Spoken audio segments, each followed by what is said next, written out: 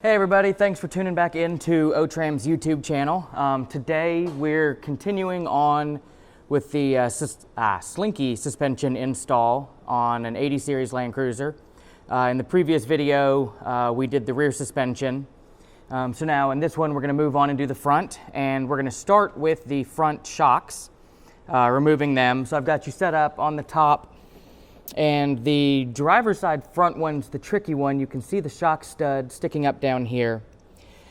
A lot of times you can snake like a deep socket and swivel down past the brake master cylinder and grab on there and take these out with a little impact wrench. This one, the stud's just a little bit too long and everything's hitting the master.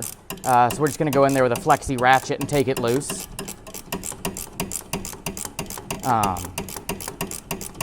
And we're just going to work that off. These have all been soaking for a couple of days with penetrating oil to make everything come apart easier.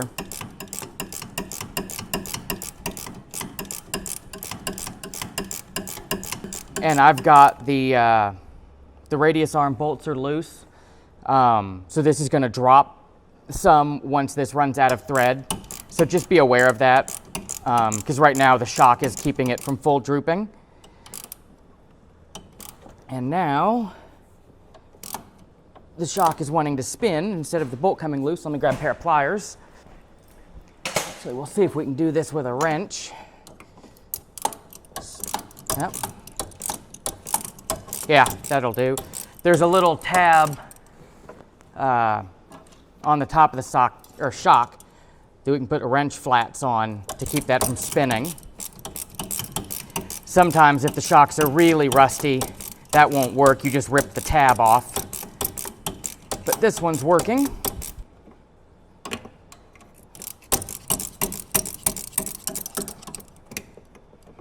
Come on.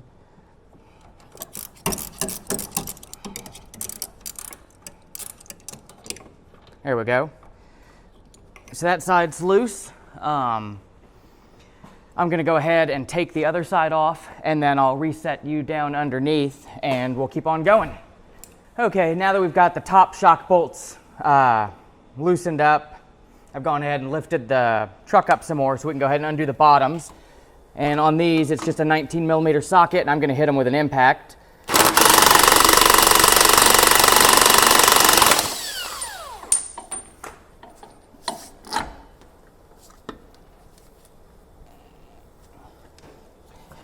And these are some stiff shocks. They're actually in pretty good shape. Normally, when we go to take shocks out, they're so far gone, they just squish and compress. So I'm gonna go do the other side.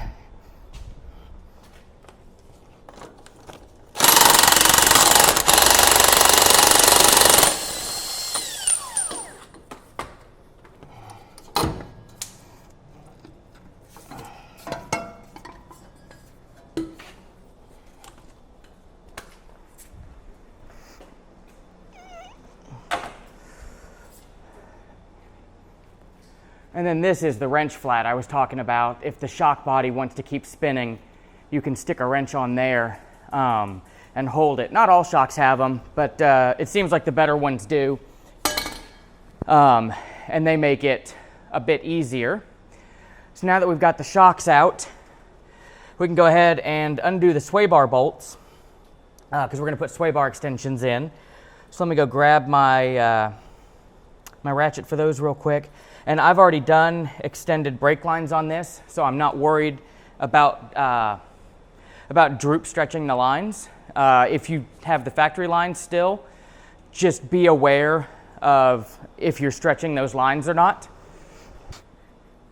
Okay, so we're just gonna put a 12 on here, loosen these up, and again, these have been soaking, so they're easy to get loose.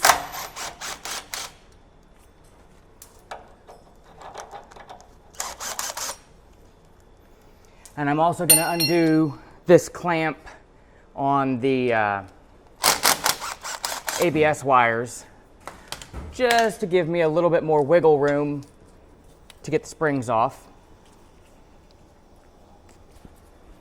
And go pop the other side loose.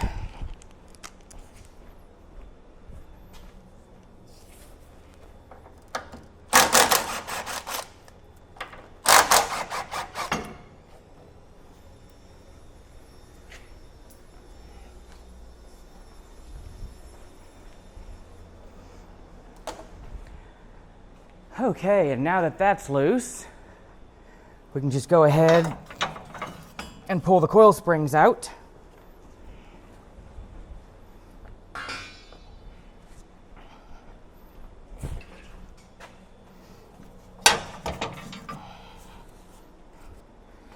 Let me swivel around so you guys can see. But I'm just going to take a tape measure and measure these to see which one's taller.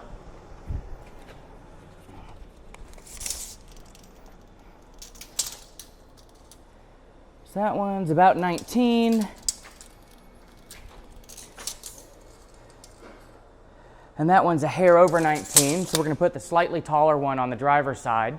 And I've already measured the new coils. So let me swivel you back over to the truck.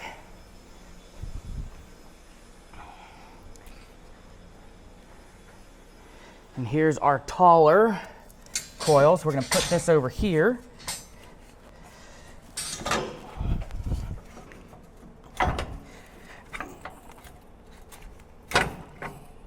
And I think I'm going to need Crash. Hey, Crash, can you come give me a hand?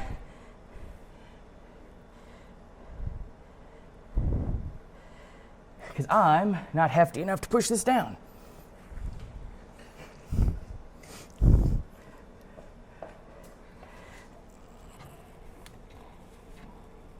Oof.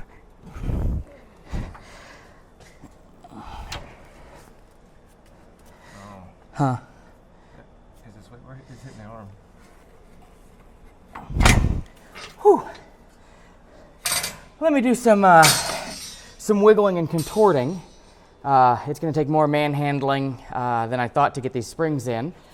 Let me get them in, and I'll bring you back because I don't want to whack the camera off the tripod while we're trying to get these in. Okay, so we've got the springs in. We ended up loosening the Panhard bolts, and then I took the other ABS mount loose of the frame just to give us more flex in these lines, because with these, the slinky springs, they're a lot longer because they've got these progressive coils up top. So you've got to push the axle down a lot further to get them in. But they're in, so now we're ready to start putting the shocks in. And I've gone ahead and already put the washers on the top, so it's beveled, sticks on there like with the bevel facing that way, and then bevel on the bushing, and then this recess is what locates up into the upper mount. So we're gonna loosely hold the bushings on the bottom shaft, and we're gonna fish this up into the top mount, and then pull up till we clear, and then we can stick that in the lower hole.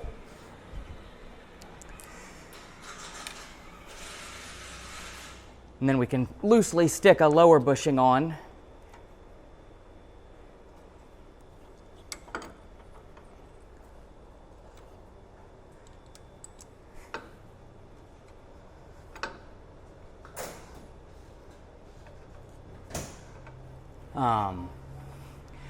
And I'm going to go ahead and do the other side in a minute, but we can go ahead. Actually, we're going to wait on that. I was going to say we can go ahead and put the sway bar bracket in, but we're going to go ahead and wait until everything's back on the ground so that's easier to line up. And I'm going to put it back on the ground to do the upper shock mounts. So I'm going to go ahead and do the lower, or the lower mount on the other side. And then I'm going to put the wheels back on this and lower it back onto the ground to be able to take the radius arms out. We're doing caster plates on this truck to correct the caster instead of using caster correction bushings, but we're putting all new bushings in this radius arm just to freshen everything up.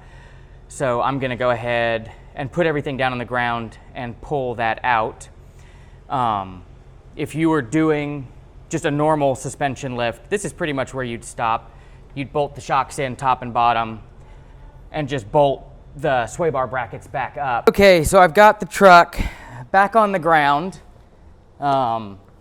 So we can start doing, we're going to put an adjustable Panhard rod on this one to bring the truck back to being centered. And we're also going to do radius arm bushings. I find them easier to do with the truck on the ground. Everything seems to flop around less and fight less doing it that way. So I've already loosened up and taken the nut off the upper mount, and I'm going to go ahead and pull the lower.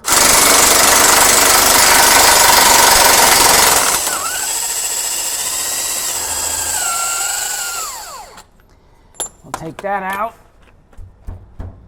Let me grab a pry bar so we can swing that up out of there.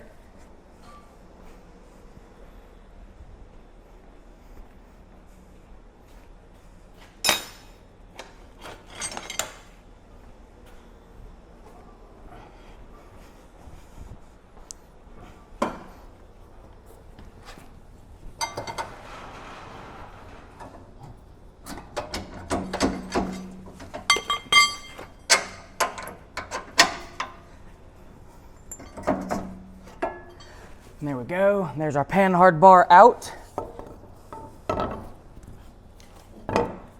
Ooh. And the bushing on this one has definitely seen better days.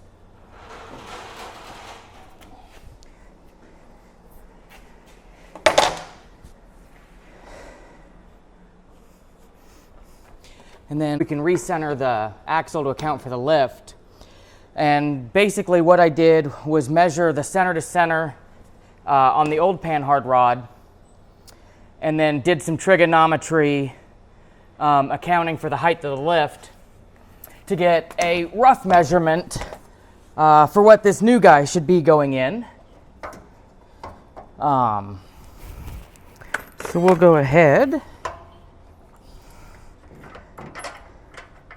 And it seems to be easier to start the lower bolt first, because it goes into a blind threaded hole. And you don't want to cross thread that bolt, so it's easier if you do that one first to get the bolt started. And then we're going to get Crash to come over and give us a hand putting this top bolt in. I know you're not busy. Can you push the truck to the driver's side? A lot more.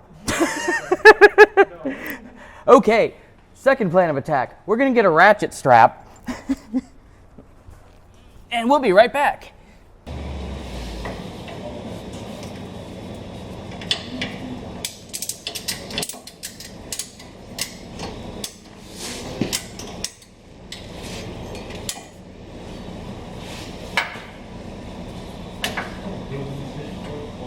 Hey, Crash. Can you help me again? What do you need? More ratchet? No, I need you to steer the truck. I think that might work. Oh, trying to drag it? Yeah. Did you not ratchet strap it? I did, and it's not moving it enough. Oh, which way? I'm not sure. Oh, yeah. Hold on. Other way. That's just the way it turned. Keep going. Keep going. Go back a little bit. Go back more. Right about there. Can you wiggle it? There we go. Thank you. Okay. I don't know if you guys caught that or not, but the ratchet strap was not working to pull this over sideways. And so I had Danny just move the steering wheel. Since the Panhard bar isn't hooked to anything, moving the steering wheel will push the frame back and forth. And made it much easier to get the Panhard bar back in there. So now we move our ratchet strap out of the way.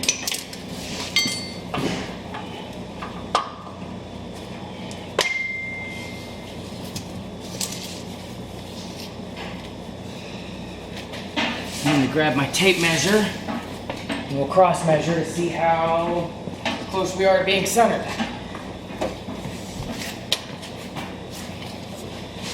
So I'm just gonna go from the outside of the frame rail down to the inside of this radius arm mount, and we've got 33 3/4.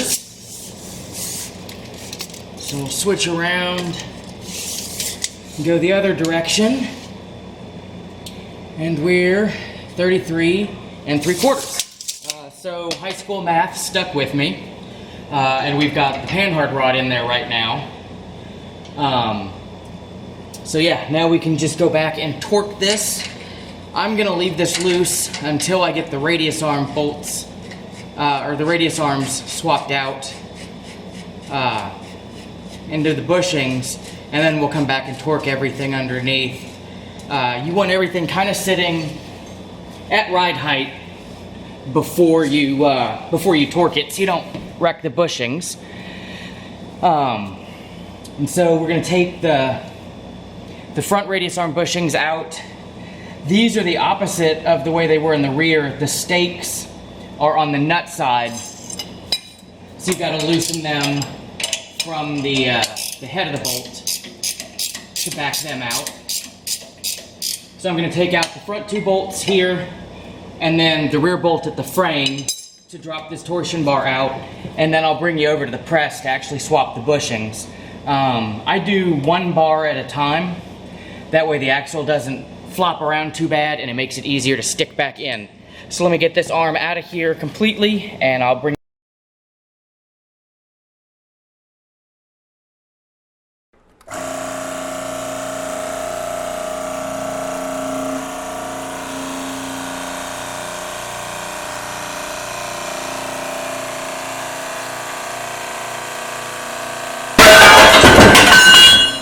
Okay, after quite a bit of sketchiness, we've learned that the press plates don't quite line up for grabbing the end of the radius arm. So I should have done in the first place was use a backing sleeve down here on the bottom. I was being lazy and didn't go grab one and almost blew everything up.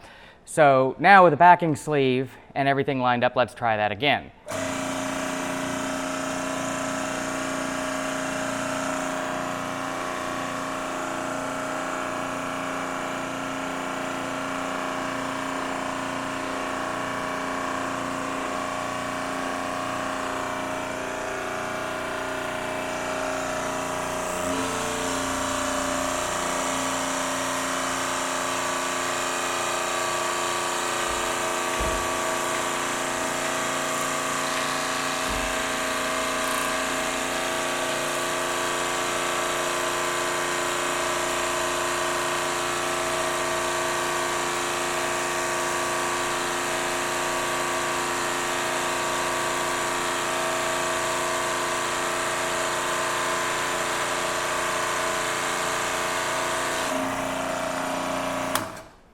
And there we go. That's a little bit better. The only problem is these are kind of sticking in there, but that's fine. We can just knock them out with a hammer. Now we can take our new bushings.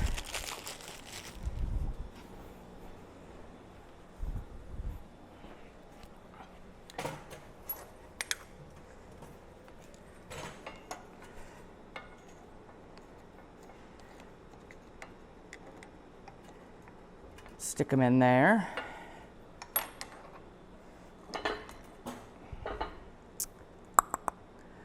I think we're going to end up having to reset this guy. There we go. Just drop that down like that. Give us enough room. And you just want to make sure that on the bottom side, because this center is going to stick out a little further, you want to make sure there's room for it to stick through. Stick that guy in there. And then same thing, I've got a hollow circle. And then this guy. Or you can also flip the Wits End tool upside down to drive it, which is probably what we're going to do.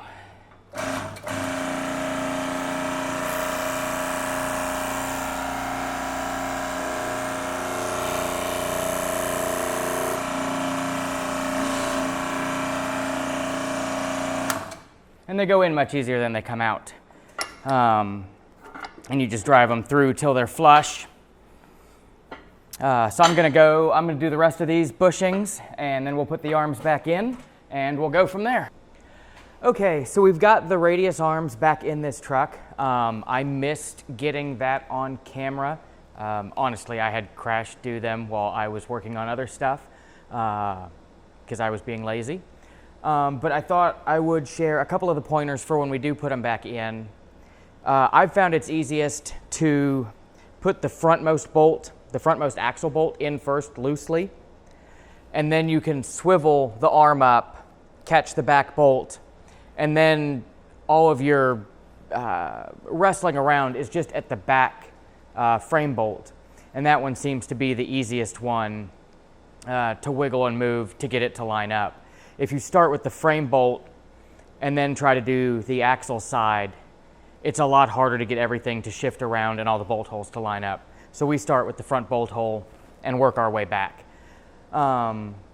We haven't tightened and torqued anything down yet because the front arms are just in there temporary for right now. We're waiting on a set of caster plates to come in, and we're gonna take all the bolts back out to put the caster plates in. So we'll do a separate video once we've got caster plates on installing those. But other than that, we're done putting this suspension lift together. I hope you found this useful. If you did, please subscribe below. If you have any questions, leave them in the comments, and we'll see you next time. Thanks.